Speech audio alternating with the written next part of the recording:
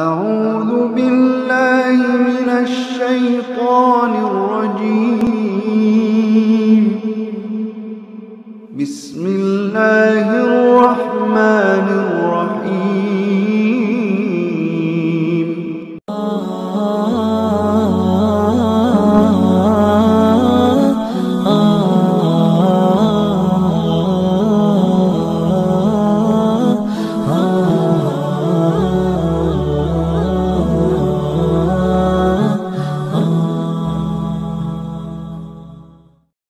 Bismillahirrahmanirrahim. Assalamualaikum warahmatullahi wabarakatuh. Nahmaduhu wa nusalli wa nusallim ala rasulil karim. Alhamdulillah, bertemu kembali dengan kami konten kreatif tentang dakwah Aswarni Bisma Mujahid. Adapun pagi ini kajian subuh tanggal 1 Muharram 1444, Masjid Paripurna Kecamatan Sail Al-Mukhlisin, Asrama Pancasila, Jalan Sutomo, Kelurahan Sukamulya, Kecamatan Sail, Kota Pekanbaru. Alhamdulillah, pagi ini kita akan membahas tentang peringatan Tahun Baru Hijriah. Alhamdulillah, hari ini akan dibahas atau diulas atau dikaji oleh Al-Ustadz kita Al-Mukarram Maulana Farhan Al-Hafiz. Nanti kita akan dengarkan bagaimana hukum tentang peringatan tahun baru Hijrah ini, sunnahkah atau bid'ah atau mubah? Mari sama-sama kita dengarkan supaya kita tidak gagal paham. Demikian, sama-sama kita dengarkan oleh kajian kita Al-Ustadz. Terima kasih. Penanggalan Hijriah tercatat di dalam sejarah penanggalan awal mula kalender daripada Islam ini. Penanggalan awal mula tahun pertama Hijriah itu dimulai oleh Amirul Mukminin Sayyidina Umar ibn Khattab radhiyallahu ta'ala. Beliau yang memulai pertama kali. Jadi zaman Nabi nggak ada, zaman sahabat, zaman Abu Bakar Siddiq juga tidak ada. Ketika zaman Umar ibn Khattab radhiyallahu ta'ala anhu, maka baru ada namanya penanggalan kalender Islam. Dan pada waktu itu Sayyidina Umar ibn Khattab bukan berpikir sendiri untuk memulai. Kenapa dia mau memulai kemudian beliau langsung putuskan, tidak. Beliau melibatkan pada waktu itu semua sahabat yang ada di dekat beliau. Dibuat rapat musyawarah besar, maka beliau pun bertanya pada para sahabat yang ada pada waktu itu. Ini orang-orang mereka ingin ada dibuat penanggalan kalender di dalam Islam. Romawi memiliki kalender sendiri, orang Persia punya juga penanggalan kalender sendiri, bangsa-bangsa lain, agama lain punya kalender penanggalan sendiri. Kita kenapa tidak punya? Kita harus buat. Kapan kita buat dan dari mana akan kita hitung awal mula tahun pertama di dalam Islam ini? Maka pada waktu itu Sayyidina Umar minta usulan kepada orang-orang yang hadir.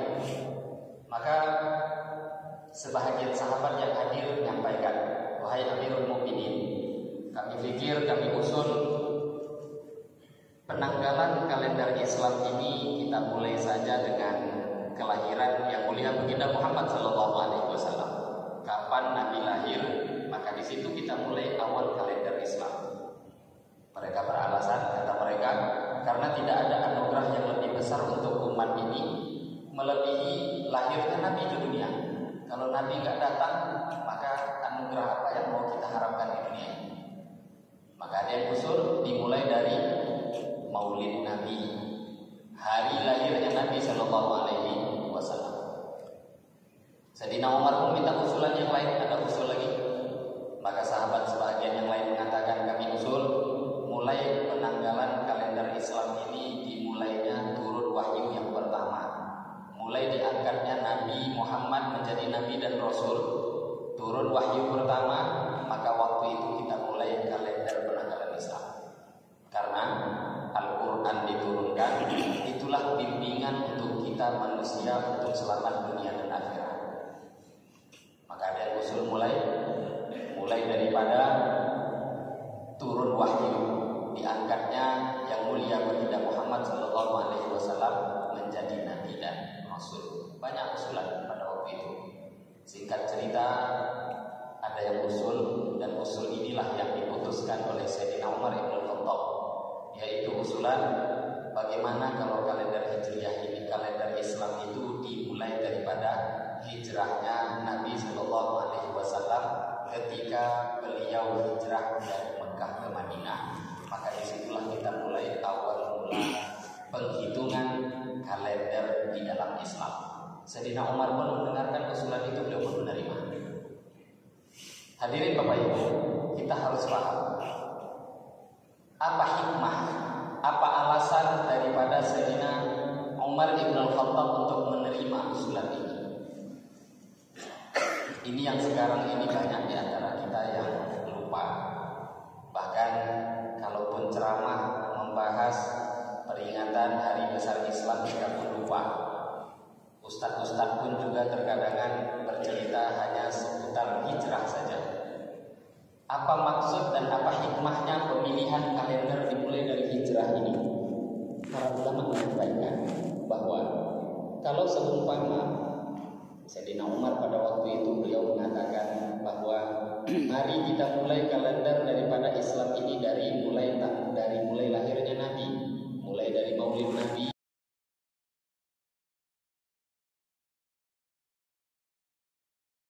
Nabi lahir itu tahun pertama di dalam Islam. Maka Sayyidina Umar punya pemahaman, kita tidak pungkiri bahwa lahirnya Nabi itu kemuliaan yang besar. Datangnya Nabi ke dunia ini adalah satu keagungan, satu kemuliaan yang Allah berikan kepada kita. Tapi kata Sayyidina Umar, datangnya Nabi ke dunia, kemuliaan Nabi lahir, ini berkaitan dengan zatnya Nabi, hanya berkaitan dengan Nabi pribadi. Kita kan tidak ada kaitan dengan kelahiran beliau. Itu kemuliaan zat Nabi Sallallahu Alaihi Wasallam. Begitu juga kata Sayyidina Abdullah bin Umar, kata Sayyidina Umar bin Khattab radhiyallahu taala anhu, kalaupun kita pilih kalender awal Islam itu dimulai dengan turunnya wahyu pertama kali. Ketika Nabi diangkat menjadi Nabi dan Rasul, kita ambil itu menjadi tahun yang pertama kalender Islam. Itu pun juga berkaitan dengan kemuliaan Rasulullah Sallallahu Alaihi Wasallam. Maka beliau pun mengatakan, saya memilih hijrah untuk menjadi kalender penanggalan daripada umat Islam. Karena dengan hijrah itu adalah amal yang melibatkan seluruh umat. Hijrah itu amal melibatkan seluruh umat, baik itu Nabi, baik itu sahabat, apakah dia wanita ataupun pria, apakah dia orang yang tua ataukah dia anak kecil, apakah dia orang merdeka ataupun budak sekalipun, orang kaya, orang miskin, tinggal di kota, tinggal di pedesaan, siapapun di kalangan umat ini pada waktu itu ambil bahagian dengan satu amal namanya hijrah. Jadi hijrah ini berbeda dengan yang lain. Hijrah itu mengikut sertakan seluruh umat yang ada pada waktu itu. Sehingga Sayyidina Umar bin Khattab radhiyallahu taala anhu mengatakan, dengan hijrah itulah akhirnya terwujud namanya agama secara sempurna yang dicontohkan oleh Rasulullah sallallahu alaihi wasallam. Kita tahu Nabi pada waktu di Mekah 13 tahun kurang lebih Nabi di Mekah. Amal agama susah juga. Sholat susah, puasa susah, mengerjakan apapun susah, taat pada Allah susah, ditekan, dihinakan, disiksa dan lain sebagainya ketika berada di Mekah. Tapi ketika Nabi hijrah, sahabat semuanya hijrah, sehingga akhirnya orang-orang hijrah ini mereka dipanggil dengan istilah namanya muhajirin, orang-orang yang hijrah daripada Mekah menuju Madinah. Ketika ada kelompok yang mau hijrah, ketika ada satu kelompok yang mau berkorban untuk agamanya Allah, meninggalkan rumah, meninggalkan harta, meninggalkan kendaraan, sawah, ladang, pertanian, semua ditinggalkan. Bahkan pada waktu itu keluarga yang tidak mau pun wajib ditinggalkan. Ketika istri pada waktu itu tidak mau masuk Islam, istri ditinggal. Suami tidak mau masuk Islam, suami ditinggalkan. Anak tidak mau masuk Islam waktu itu pun tinggal. Harta ditinggalkan, semua ditinggalkan. Pengorbanan besar dengan satu kelompok yang dinamakan muhajirin. Ketika muhajirin ada satu kelompok yang mereka mau hijrah, baru kemudian Allah munculkan satu kelompok lainnya yang dinamakan dengan kelompok Ansor. Ansor tidak akan ada Bapak Ibu kalau tidak ada muhajirin. Jadi jangan harap Ansor. Apa itu Ansor? Qala man ansori ilallah. Nabi Isa tanya pada waktu itu pada sahabat-sahabatnya, man ansori ilallah. Siapa yang mau menolong saya untuk menegakkan agama Allah? Ansor, penolong agama Allah.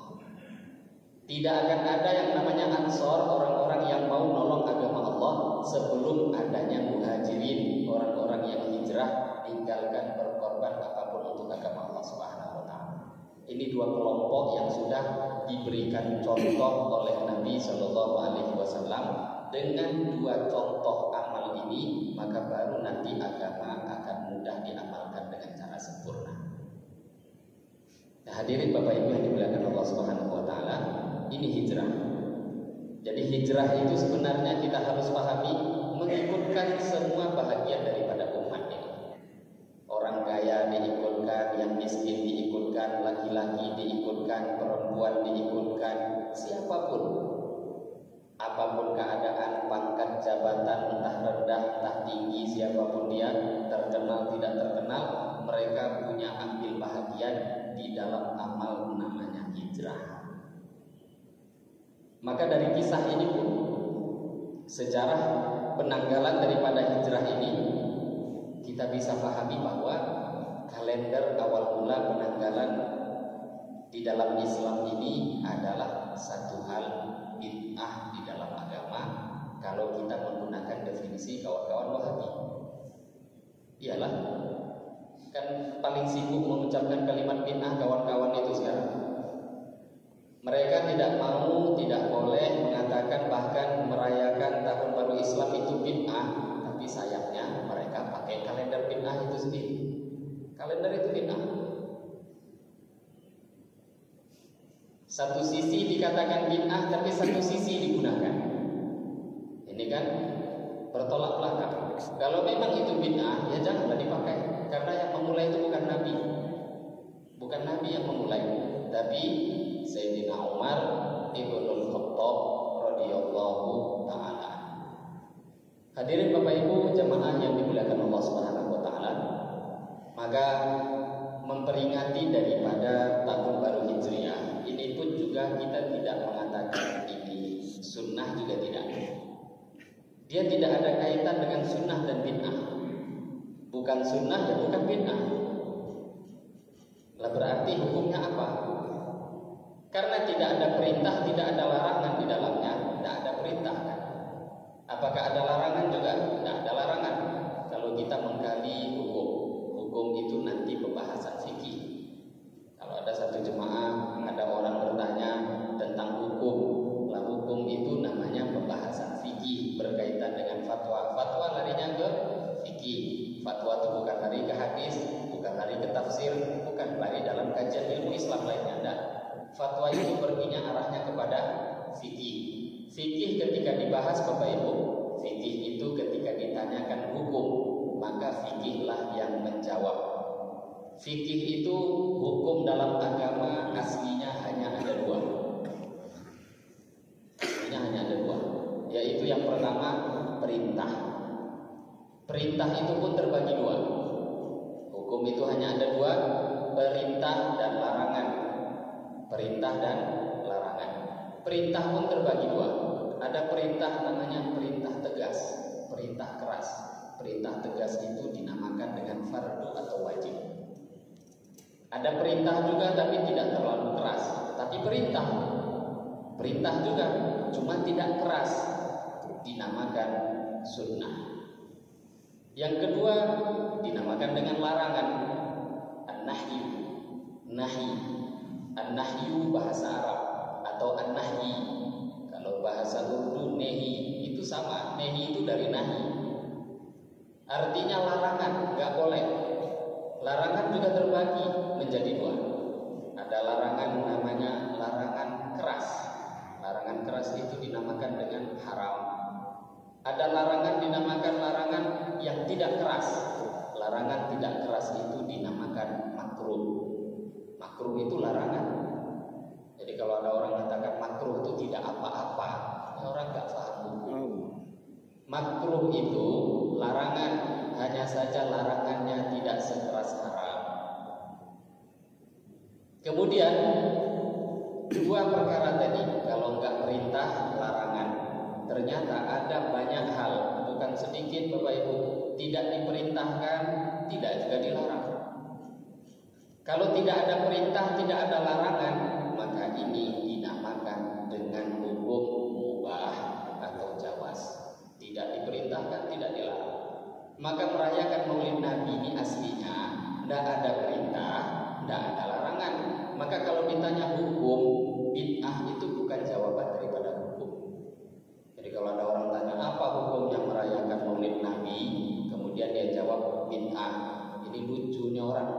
Walaupun ustaz ini nggak paham dengan keilmuan hukum dalam fatwa, nggak ada dalam hukum itu namanya bahagian hukum itu kaidahnya bid'ah itu nggak ada. Yang ada jawabannya kalau nggak haram ya makruh, kalau nggak sunnah wajib mubah, itu jawabannya. Nggak ada jawaban di sana bid'ah. Kalau bid'ah itu definisinya apa yang tidak dibuat oleh Nabi Shallallahu Alaihi Wasallam itu bid'ah. Padahal bid'ah apa yang tidak dibuat oleh Nabi ini panjang pembahasan yang perlu dibahas oleh para alim ulama. Karena banyak hal kalau tidak dibuat, kerancuan atau kesalahan yang terjadi di zaman sekarang ini Bapak Ibu, karena pemahaman seseorang mengatakan apa yang tidak dibuat oleh Nabi, kemudian mereka punya kesimpulan terlarang. Ini satu kerancuan yang parah, kesalahpahaman. Karena begitu banyak hal-hal yang tidak dibuat oleh Nabi, tapi kemudian dibuat oleh orang-orang sahabat setelah Nabi. Di antaranya inilah, di antaranya membuat kalender atau awal mula di dalam Islam. Banyak hal lagi. Kalau kita lihat Al-Quran yang kita pegang yang ada di zaman kita sekarang ini, itu bukan Al-Quran yang pernah dibukukan. Gak pernah dibukukan Al-Quran itu di zaman Rasulullah SAW. Gak pernah. Dikarenakan zaman Nabi tidak pernah Al-Quran dibukukan dalam bentuk seperti kita sekarang, 30 juz dalam satu buku, maka pada waktu itulah Abu Bakar Siddiq radhiyallahu taala anhu tidak menerima. Ketika banyak para hafiz Al-Quran meninggal dunia, seperti yang sering kita dengarkan kisahnya, maka Umar ibn Khattab datang kepada Abu Bakar Siddiq yang menjadi khalifah. Sayyidina Umar lah yang usul, wahai Amirul Mukminin, ini para hafiz Quran, Allah jaga Al-Quran itu di dada-dada para hafiz Al-Quran. Lah sekarang hafiz Quran banyak yang syahid. Bisa-bisa kalau terus yang syahid banyak, yang meninggal dunia di jalan Allah banyak di kalangan hafiz Quran, bisa-bisa Al-Quran ini hilang nanti. Maka saya usul, kata Sayyidina Umar, bukukanlah Al-Quran menjadi satu buku. Apa jawaban Abu Bakar Siddiq pada waktu itu? Jawaban Abu Bakar Siddiq, beliau mengatakan, tidak mungkin saya mengerjakan satu amal yang tidak pernah dibuat oleh Rasulullah SAW. Ini sejarah ini sebenarnya Sayyidina Abu Bakar Siddiq itu sudah digerakkan oleh Allah untuk menjadi perwakilan kawan-kawan Wahabi zaman sekarang. Itu kan perwakilan ucapan kawan Wahabi, nggak boleh ngamalkan apa yang sudah dibuat Nabi. Itu sudah diutarakan oleh Abu Bakar Siddiq pada waktu itu. Gak akan mungkin saya membuat satu amal yang gak pernah dibuat Nabi.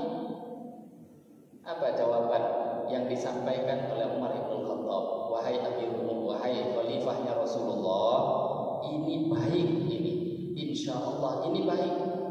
Dalam hadis diterangkan tidak henti-hentinya Sayyidina Umar ibn Khattab memahamkan Abu Bakar Siddiq radhiyallahu taala anhu, sampai akhirnya Allah longgarkan hatinya Abu Bakar menerima usulan daripada Umar ibn Khattab radhiyallahu taala. Alasannya cuma satu, tidak pernah dibuat oleh Nabi, maka Abu Bakar Siddiq tidak berani. Tapi ternyata beliau pun dilonggarkan hatinya oleh Allah, akhirnya dibukukan bukanlah Al-Quran. Dan waktu itu kisahnya nggak berhenti di sana. Beliau mereka berdua mendatangi Zaid bin Thabit radhiyallahu taala anhu, sahabat yang memang menjadi pengumpul wahyu di zaman Nabi. Pada waktu itu Abu Bakar dan Sayyidina Umar, Sayyidina Abu Bakar Siddiq dan Sayyidina Umar mendatangi Zaid bin Thabit, sama, wahai Zaid, banyak sudah hafiz Quran yang meninggal dunia, maka mari bukukan Al-Quran. Kalau sudah meninggal semua kita khawatir Al-Quran hilang di permukaan bumi. Apa jawaban Zaid bin Thabit? Wahai khalifahnya Rasulullah, engkau perintahkan saya memindahkan gunung, itu lebih ringan daripada perintah yang ada di zaman yang sekarang ini. Kok nyuruh mengamalkan, membuat satu amal yang dulu Nabi nggak pernah buat? Lebih ringan lagi memindahkan gunung daripada itu. Jawaban yang sama seperti yang diucapkan oleh orang-orang zaman sekarang, Nabi tidak buat, tapi ujung-ujungnya apa? Ternyata tidak henti-hentinya Sayyidina Abu Bakar Siddiq dan Sayyidina Umar bin Khattab menyampaikan hal tersebut, sampai akhirnya Allah longgarkan hatinya Zaid bin Thabit radhiyallahu taala anhu. Akhirnya dibukukanlah Al-Quran. Jadi amalan pembukuan Al-Quran itu pun juga dikategorikan sebagai bid'ah. Hanya saja bid'ah itu menurut kawan-kawan Wahabi tidak terbagi.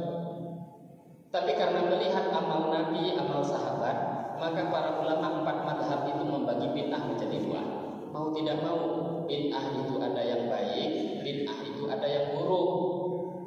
Kenapa harus dibagi? Kalau nggak dibagi ya bahaya.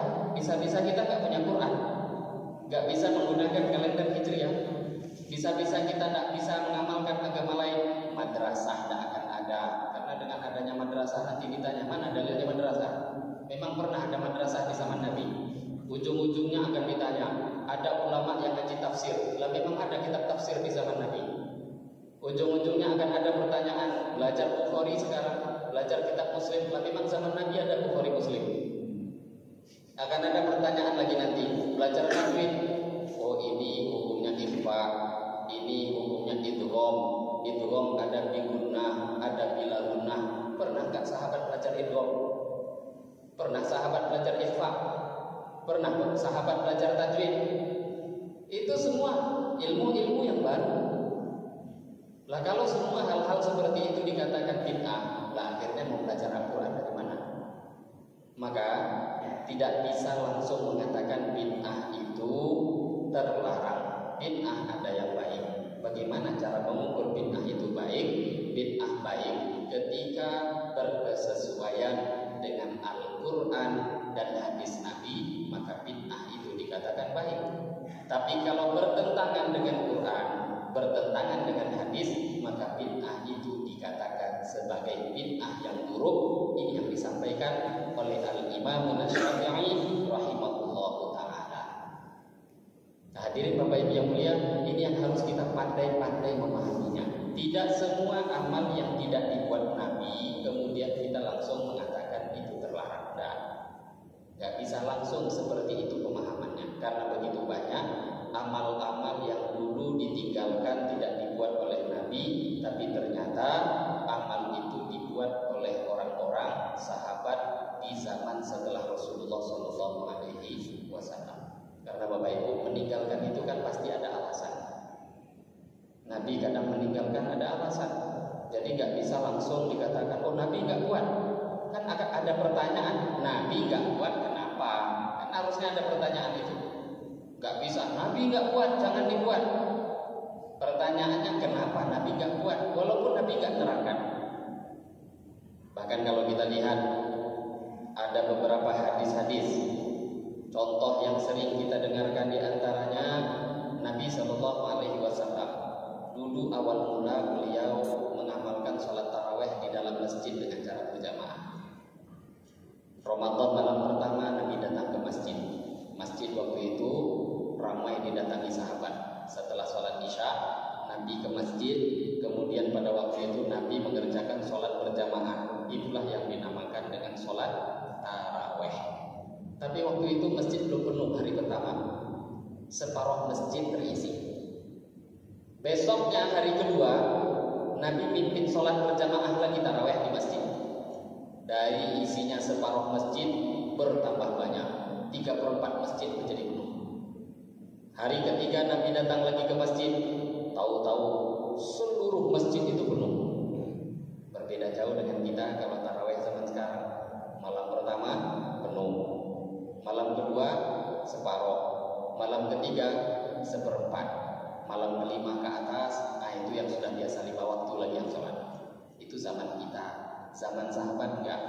Malam pertama separuh, malam kedua tambah banyak, malam ketiga membludak masjid enggak muat.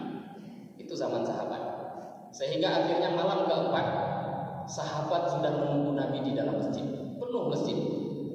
Ditunggu, tapi Nabi enggak keluar daripada rumahnya. Nabi enggak keluar. Tapi sahabat juga enggak sama dengan kita. Nunggunya sahabat itu sampai subuh enggak pulang-pulang.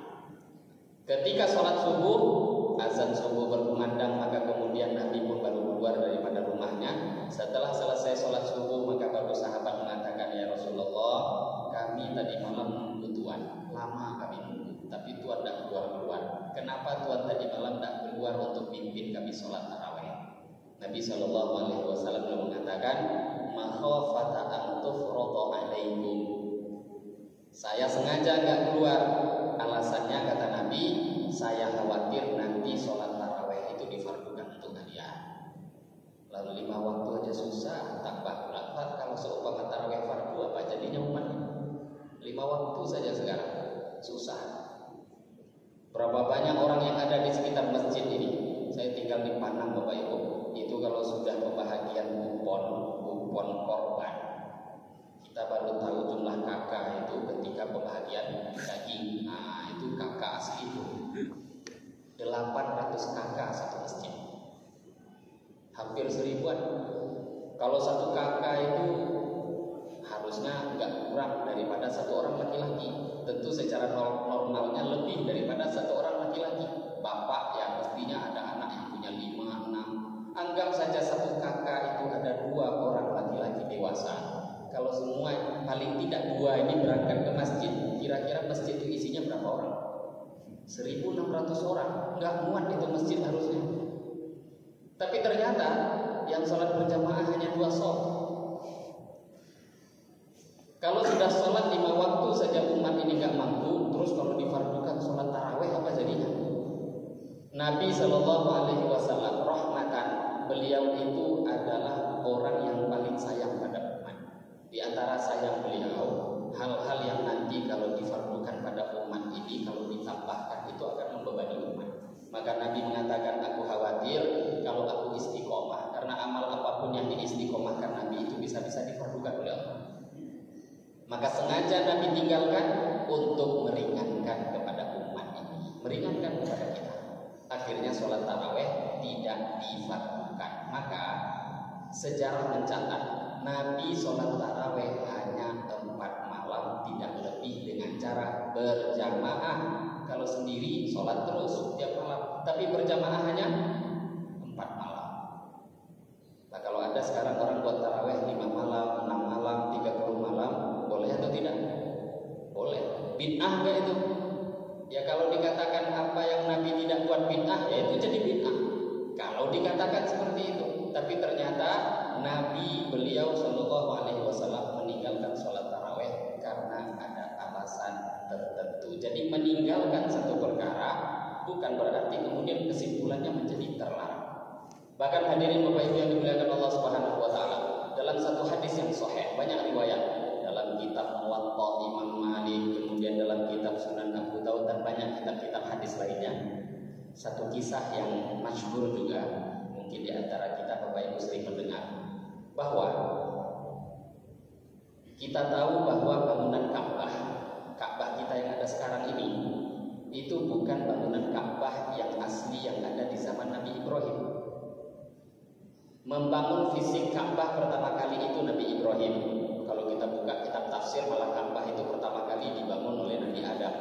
Bahkan jauh lagi ke atas ada. Tapi secara fisik aslinya itu Nabi Ibrahim. Ka'bah kita yang ada sekarang ini Bapak Ibu, itu bukan bangunan yang asli yang dibuat oleh Nabi Ibrahim alaihissalatu wassalam. Bangunan Ka'bah yang ada di zaman kita itu bangunan yang persis ada di zaman Nabi, persis. Sekarang ini itu bangunan Ka'bahnya sama dengan Nabi. Tapi waktu Nabi sendiri, ketika beliau pada waktu itu berkata kepada istri beliau Sayyidah Aisyah radhiyallahu taala anha, di Sahih dalam Muwatta pun diterangkan. Apa kata Nabi kepada Aisyah? Wahai Aisyah, bangunan Ka'bah yang ada ini gak asli seperti bangunan yang dibangun oleh Ibrahim. Kata Nabi pada Aisyah. Lah Aisyah pun heran. Ya Rasulullah, kalau memang ini bangunannya bukan seperti bangunannya Ibrahim, kenapa gak Tuhan rubah? Waktu itu sudah terjadi Fathu Makkah. Mekah pun sudah menjadi orang Islam semua. Kenapa gak dirubah? Sejarah panjang pada waktu itu. Ketika Nabi SAW belum diutus menjadi Nabi dan Rasul, terjadi musibah banjir bandang pada waktu itu di Mekah. Nabi belum diangkat jadi Nabi dan Rasul. Maka pada waktu terjadi musibah besar itu Bapak Ibu, Ka'bah bangunannya hancur. Ketika bangunan Ka'bah hancur, orang-orang musyrik Mekah, orang-orang jahiliyah, waktu itu memang mereka jahiliyah, tapi halal haram juga tahu. Maka mereka pun bermusyawarah. Pimpinan orang-orang Quraisy pada waktu itu mengatakan, mari kita bangun kembali Ka'bah. Tapi ingat, ini Ka'bah ini bangunan suci, maka mari kita bangun dengan harta-harta yang halal. Disampaikan kepada seluruh masyarakat, kalau nggak halal, jangan hantar untuk membangun Ka'bah. Pastikan halal. Nah karena sudah dipastikan halal, kehidupan jahiliyah itu serusak-rusaknya kehidupan di permuka bumi pada waktu itu. Dikumpulkanlah harta, barang-barang, bangunan. Pada waktu itu karena dicari yang halal, akhirnya yang terkumpul sedikit, nggak cukup untuk membangun Ka'bah seperti semula. Sehingga akhirnya singkat cerita, karena bahannya sedikit, ada di antara sebahagian yang aslinya itu termasuk bahagian dalam Ka'bah berubah menjadi bahagian luar. Karena kecil Ka'bah jadinya, aslinya lebih besar. Kurang bahan menjadi kecil. Penyebabnya tadi kurang bahan. Lah bangunan itulah yang terus bertahan sampai di zamannya Rasulullah Shallallahu Alaihi Wasallam. Maka Nabi katakan pada Aisyah, ini enggak bangunan asli, kurang ini. Lah Aisyah mengatakan, ya Rasulullah, kalau memang kurang, kenapa enggak Tuhan kembalikan dengan bentuk yang semula itu? Maka Nabi Shallallahu Alaihi Wasallam beliau mengatakan, laula hidzanu qaumiki bil kufri la fa'altu. Kata Nabi kepada Sayyidah Aisyah, wahai Aisyah, seumpama bukan karena baru masuk Islamnya kaummu, orang-orang Quraisy ini kan baru masuk Islam, baru saja Fathu Makkah, penaklukan kota Mekah baru, orang-orang baru masuk Islam, kemuliaan Ka'bah itu sudah besar di dalam diri mereka sebelum Islam. Orang-orang jahiliyah itu bukan memuliakan Ka'bah itu karena Islam, tak, sebelum masuk Islam pun Ka'bah sudah mulia. Maka kata Nabi, aku khawatir kalau aku rubah-rubah bisa nanti hati mereka terluka, bisa-bisa murtad keluar dari Islam. Karena itu sakral, sangat mulia di hati para sahabat. Kok dirubah-rubah, bahaya. Maka kata Nabi, aku biarkan ini Ka'bah karena memang bangunan ini ada kemuliaan besar di hati-hati orang Quraisy dan mereka baru masuk Islam. Akhirnya dibiarkan oleh Nabi. Dibiarkan itu bahasa lainnya ditinggalkan. Ditinggalkan itu tidak dirubah, tidak dikerjakan oleh Nabi Shallallahu Alaihi Wasallam. Padahal Nabi sendiri tahu itu salah. Salah tapi dibiarkan. Kenapa kok salah dibiarkan? Karena memang nggak sampai tingkatan haram Bapak Ibu. Itu bukan urusan halal haram di sana. Nabi biarkan padahal salah. Nah, coba kalau pakai kaidah yang tadi. Maka singkat cerita sejarah terus berjalan. Nabi wafat. Ketika Nabi wafat, khalifah-khalifah berganti. Ada khalifah Abu Bakar Siddiq, Sayyidina Umar ibn Khattab, Uthman ibn Affan, Ali ibn Abi Thalib, sampai sejarah pernah mencatat ada di antara sahabat lagi yang diangkat menjadi khalifah, tapi mungkin kita tidak terlalu terkenal dengan namanya. Namanya terkenal, tapi mungkin kita tidak terlalu perhatian karena mungkin tidak mendalami sejarah. Pernah di dalam Islam ini ada satu orang khalifah dan dia sahabat Nabi, namanya Abdullah bin Zubair ibnul Awwam radhiyallahu taala. Abdullah bin Zubair. Abdullah putranya Zubair. Zubair menikah dengan saudari. Zubair menikah dengan saudarinya Aisyah radhiyallahu taala anha, namanya Asma binti Abu Bakar. Asma ini istrinya Zubair, Asma saudarinya Aisyah. Jadi maknanya Abdullah bin Zubair ini keponakan daripada Aisyah radhiyallahu taala anha. Pernah menjadi khalifah di zaman itu, yang mana tidak setuju dan tidak mau baiat kepada Abdul Malik bin Marwan. Beliaulah yang menjadi khalifah di Hijaz, Mekah, Madinah pada waktu itu. Kepemimpinan Islam berada di Irak. Lah beliau tidak mau terima karena pada waktu itu Abdul Malik bin Marwan mengangkat beberapa gubernur yang zalim, di antaranya Hajjaj bin Yusuf At-Thaqafi. Lah ketika Abdullah bin Zubair menjadi khalifah di Mekah dan Madinah, maka Abdullah bin Zubair mendengarkan hadis langsung daripada bibinya Aisyah radhiyallahu taala anha, seperti hadis yang kita dengarkan tadi.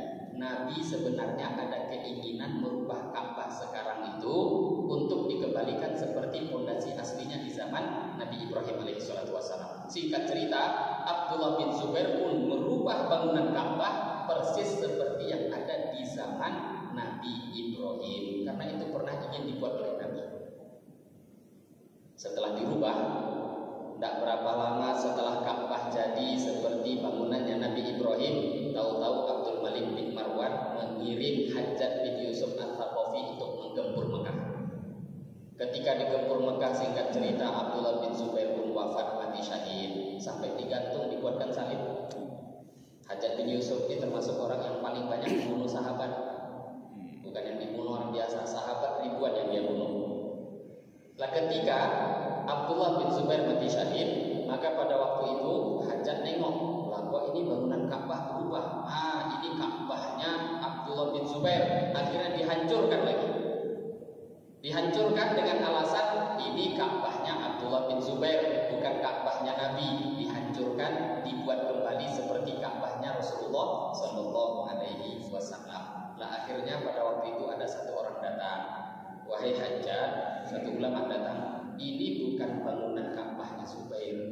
Aisyah radhiyallahu taala anha meriwayatkan hadis, dan itu bibi daripada Abdullah, bahwa Nabi mengatakan ini bangunan Ka'bah bukan asli yang ada seperti zamannya Nabi Ibrahim. Dikarenakan Abdullah bin Zubair mendengarkan hadis itu, maka dia berubah, ingin meniru, ingin mengamalkan apa yang menjadi keinginan Rasulullah. Lah kok kamu hancurkan lagi? Lah singkat cerita, bangunan itu pun dibiarkan.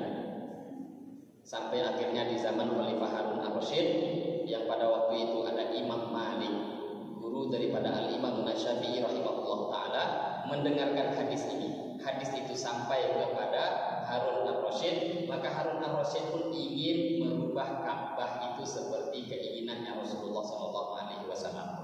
Lah ketika Harun ar-Rasyid ingin merubah, didatangilah oleh Imam Malik. Apa kata Imam Malik? Wahai Khalifah, wahai Harun ar-Rasyid, jangan engkau jadikan Ka'bah itu sebagai mainan-mainan para raja. Jangan. Nanti hilang kemuliaan Ka'bah ini di kalangan umat. Ka'bah itu mulia, tapi setiap ada raja, setiap ada khalifah merubah, alasannya ikut Nabi. Khalifah setelahnya merubah lagi, alasannya mau merubah yang asli. Terus ganti khalifah merubah lagi, ingin niru Nabi. Setelahnya nanti ganti khalifah ingin niru Nabi Ibrahim. Akhirnya merubah, menghancurkan Ka'bah. Ka'bah pun hilang nanti kemuliaannya di dalam hati umat Islam. Biarkan, kata Imam Malik, biarkan Ka'bah ini seperti ini, jangan dirubah sampai hari kiamat. Nah, akhirnya Ka'bah yang ada di zaman kita persis ada di zaman Nabi Sallallahu Alaihi Wasallam, yang mana bangunan Ka'bah yang ada sekarang itu memang berbeda dengan bangunan asli yang dibuat oleh Nabi Ibrahim Alaihi Salatu Wassalam. Sekarang itu di sisi Ka'bah ada tempat dekat Hijr Ismail, bangunannya itu bahagian luar, tapi hakikatnya itu di dalam Ka'bah. Maka siapa yang sholat di situ dihitung sholat di dalam Ka'bah. Wallahu a'lam apa hikmah yang Allah berikan. Tapi di sini hadis yang panjang kisah ini diceritakan, apa maksudnya Bapak Ibu? Tidak semua hal yang ditinggalkan Nabi kok kemudian menjadi salah. Nabi tahu bahkan itu salah, tapi Nabi biarkan. Lah salah saja Nabi tahu itu dibiarkan, masa sekarang yang tidak salah Nabi meninggalkan tapi gak salah kok kemudian kita bid'ahkan? Merayakan Maulid Nabi bid'ah, alasannya Nabi gak kuat. Merayakan tahun baru Hijriah kemudian dikatakan bid'ah, gak boleh. Ditanya apa alasan? Nabi gak kuat. Terlalu banyak hal-hal yang tidak dibuat oleh Nabi, hanya Anda saja yang tidak paham. Jangan memiliki pemahaman kalau Nabi tidak kuat kemudian hasilnya terlarang. Tidak. Nabi kalau gak kuat, kalau tidak diperintahkan, tidak dilarang, hukum di dalam fikih kembali kepada mubah. Maka ditengok hal mubah itu ada hukumnya.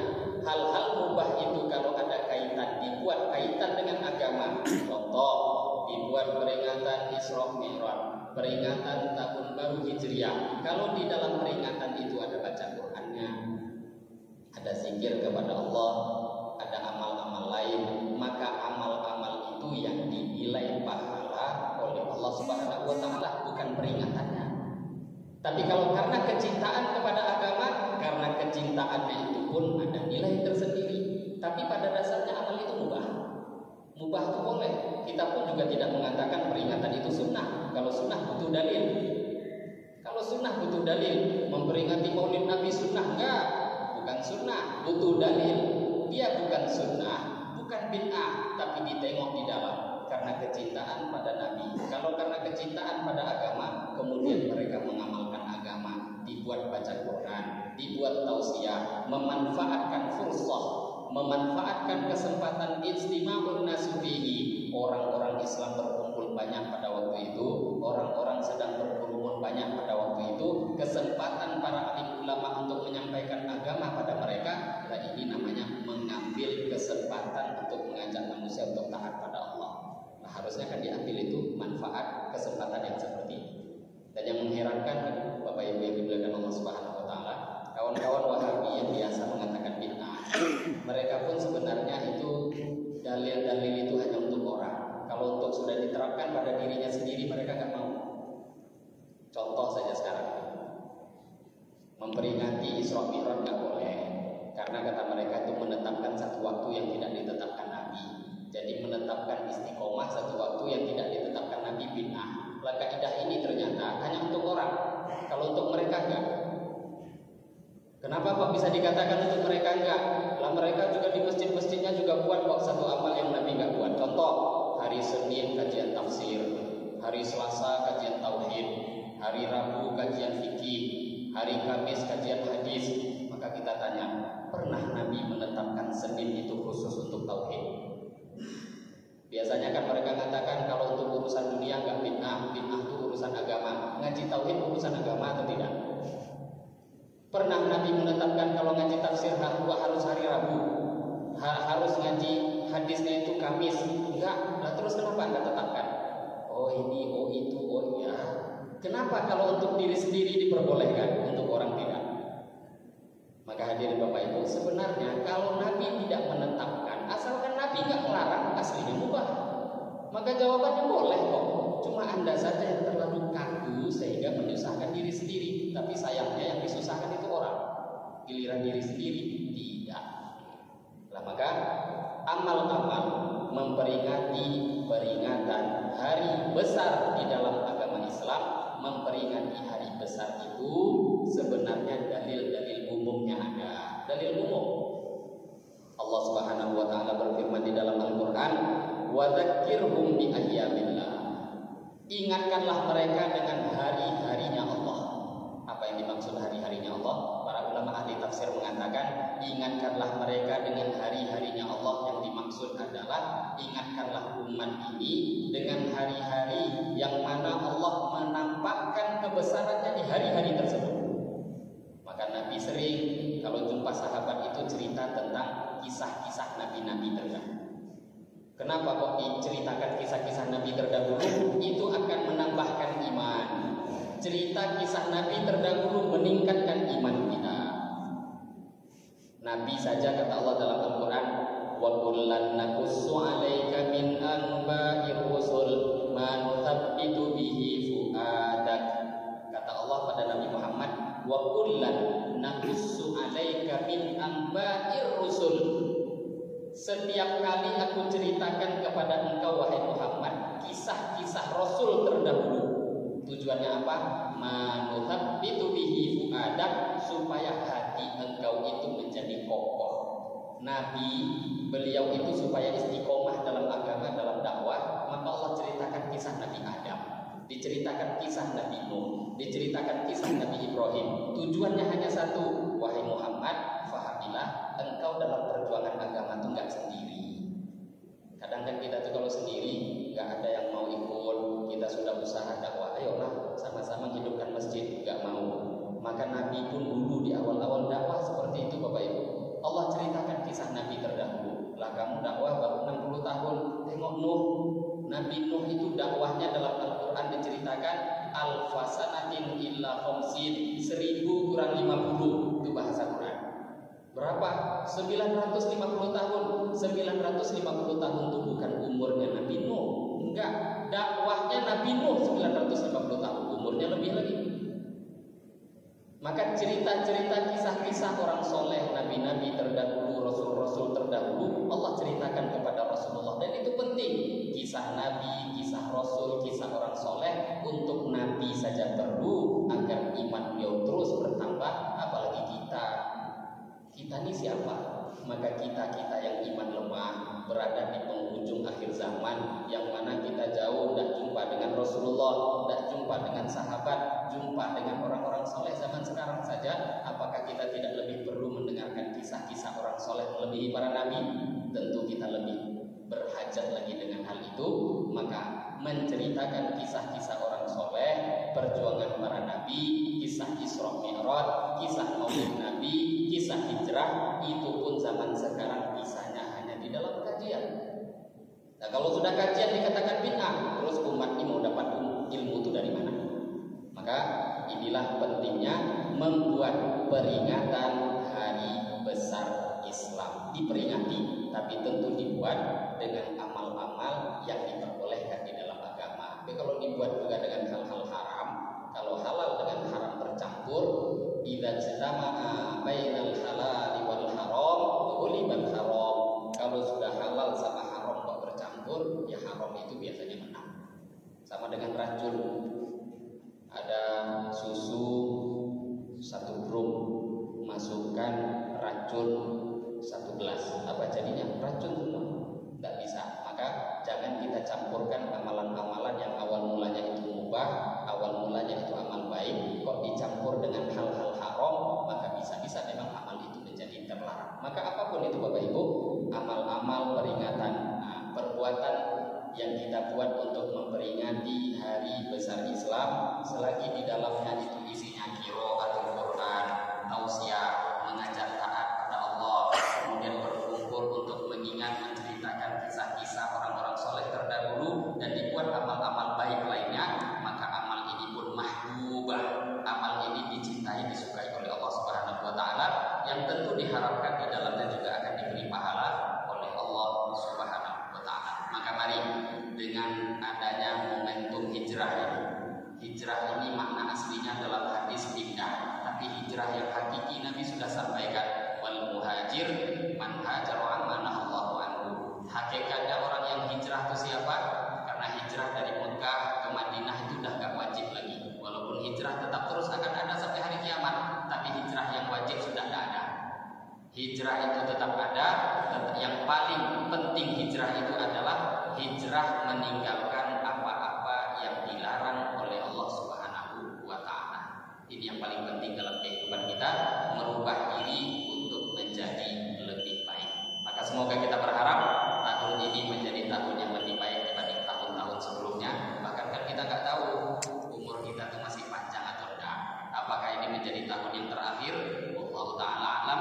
Maka mari kita niatkan sisa-sisa umur ini kita gunakan untuk taat pada Allah Subhanahu wa taala, untuk mengamalkan perintah Allah, bertaubat pada Allah, dan gunakan sisa umur untuk taat pada Allah Subhanahu wa taala. Demikian mungkin ini yang bisa kita bahas di pagi hari ini, sedikit singkat pembahasan tentang menyentuh pembahasan tahun baru Hijriah.